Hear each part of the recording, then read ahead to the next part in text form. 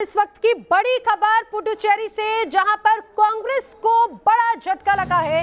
पुडुचेरी में कांग्रेस की सरकार गिर गई है। जी हां, दरअसल आज विश्वास प्रस्ताव पेश होना था, लेकिन उस विश्वास प्रस्ताव में नारायणसामी हार गए हैं, बहुमत खो चुके हैं नारायणसामी। ये स्पीकर ने भी स्पष्ट कर दिया है। जब वोटिंग हुई आज, दरअसल फ्लोर टेस्ट था, इस फ्लोर टेस्ट के दौरान जो बहुमत है वो खो चुके। दरअसल ये आसार पूरे पहले से नजर आ रहे थे, क्योंकि एक एक करके गठबंधन वाली सरकार के जो साथी हैं वो साथ छोड़ते जा रहे थे। कल ही 2 और विधायकों ने साथ छोड़ा था, और उसके बाद ये देखना ऐसा बार बार लग रहा था कि आखिर जब फ्लोर टेस्ट होगा तो क्या कुछ तस्वीर सामने आएगी। लेकिन दरअसल जो राज्य सरकार थी वो बहुमत के आंकड़े से नीचे, जो जरूरी आंकड़ा था उससे नीचे आ गई थी।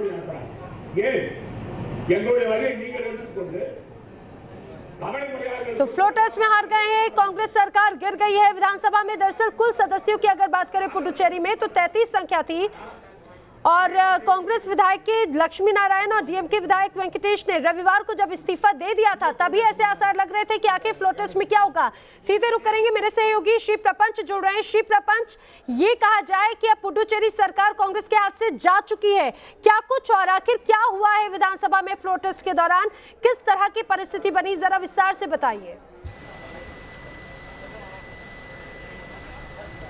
कांग्रेस की यहाँ पे सरकार पुडुचेरी से हाथ से निकल चुकी है। हम देख सकते हैं कि आज फ्लोर टेस्ट 10 बजे को शुरू हुआ था। वहाँ पे तब चीफ मिनिस्टर नारायणसामी ने वहाँ पे अपने सरकार के कार्यकाल में क्या क्या काम किए थे उसके बारे में बता रहे थे, और उन्होंने ये भी कहा कि पूर्व लेफ्टिनेंट गवर्नर किरण बेदी ने कैसे डे टू डे एक्टिविटीज़, सरकार के डे टू डे एक्टिविटीज़ में उन्होंने कई रुकावटें पैदा की, ऐसे कई सारे इनफैक्ट बयान सीएम नारायणसामी ने कहा था।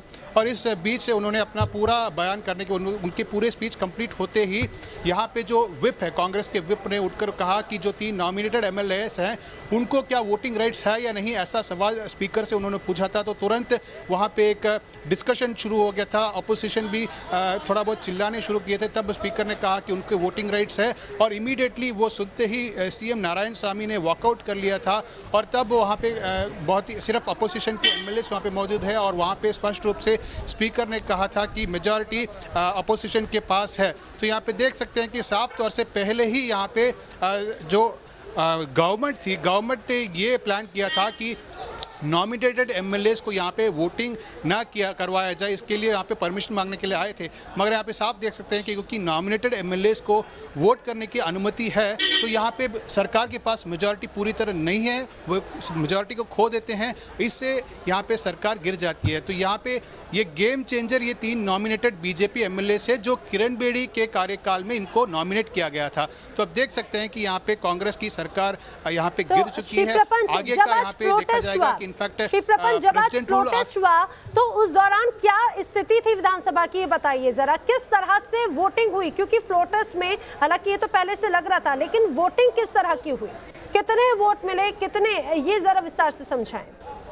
यहाँ पे हम कह सकते हैं कि यूजुअली यहाँ पे जो नॉर्म्स था, ये शो ऑफ हैंड्स के जरिए आज वोटिंग करने को था, मगर जो कांग्रेस और उनके अलाइज वॉकआउट करने के बाद सीएम यहाँ पे उस माहौल को देखते हुए, स्पीकर ने माहौल को देखते हुए उन्होंने खुद, क्योंकि वे जानते हैं कि यहाँ पे गवर्नमेंट के पास मेजॉरिटी नहीं है, उनकी 3 एमएलए के पास वोटिंग राइट्स है, यहाँ पे जाहिर तौर से उनके पास मेजॉरिटी हो जाती है, और मीनवाइल वहाँ पे वोटिंग नहीं हुआ, सीएम वॉकआउट कर चुके हैं। नारायणसामी उनके अलायंस पार्टीज और एमएलए के साथ वॉकआउट कर दिए थे, तो वहाँ पे टेक्निकली वोटिंग ही नहीं हुई।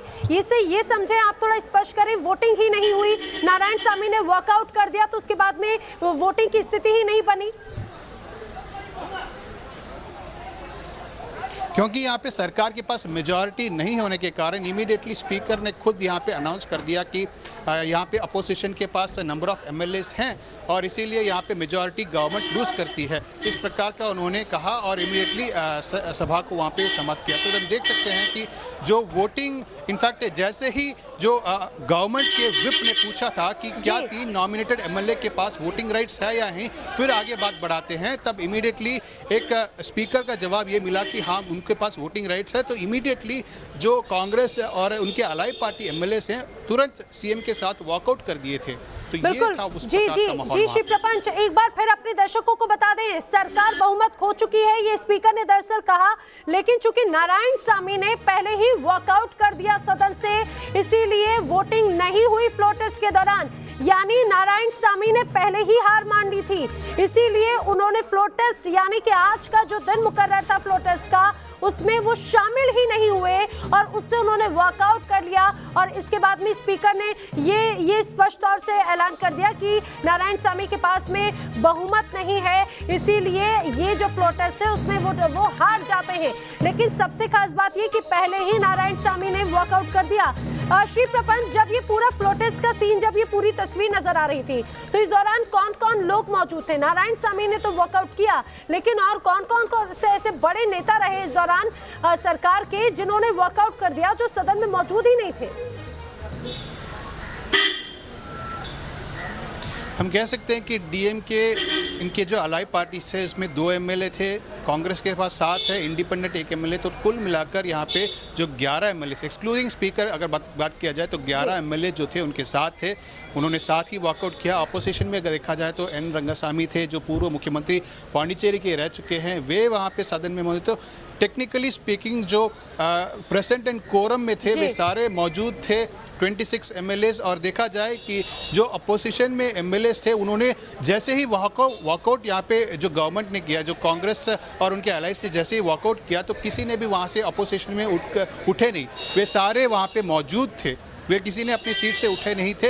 हम देख सकते हैं कि वे इस बात का स्पष्ट कर रहे थे कि उनके पास मेजॉरिटी है। उनके सारे एमएलए, जो 14 एमएलए अपोजिशन के बताए जा रहे हैं, बीजेपी के जो 3 नॉमिनेटेड एमएलएस हैं, एडीएम के एमएलएस और एनआर कांग्रेस के जितने भी एमएलएस हैं, 7 एमएलएस, वे सारे यहाँ पे कुल मिलाकर 14 एमएलएस यहाँ पे थे और उन्होंने अपनी मेजॉरिटी को प्रूव करते हुए वहाँ पे बैठे रहे। और जैसे ही यहाँ पे नारायण सामी ने वॉकआउट किया तो स्पष्ट रूप से ये हो गया था कि यहाँ पे मेजॉरिटी सिर्फ अपोजिशन के पास है और गवर्नमेंट के पास नहीं है। तो तुरंत स्पीकर ने कह दिया कि यहाँ पे अपोजिशन ने इनफैक्ट बिल्कुल, तो अपोजिशन ने ये फ्लोर टेस्ट में कहा जाए कि उन्होंने दरअसल वो इसीलिए जीत गए क्योंकि जो बात अगर नारायण सामी की करें तो वो पहले ही वॉकआउट कर चुके थे। जानकारी के लिए श्री प्रपंच आपका शुक्रिया। लेकिन पुडुचेरी में इस समय ये जो बता दें, सरकार जो है वो फ्लोर टेस्ट में हार चुकी है।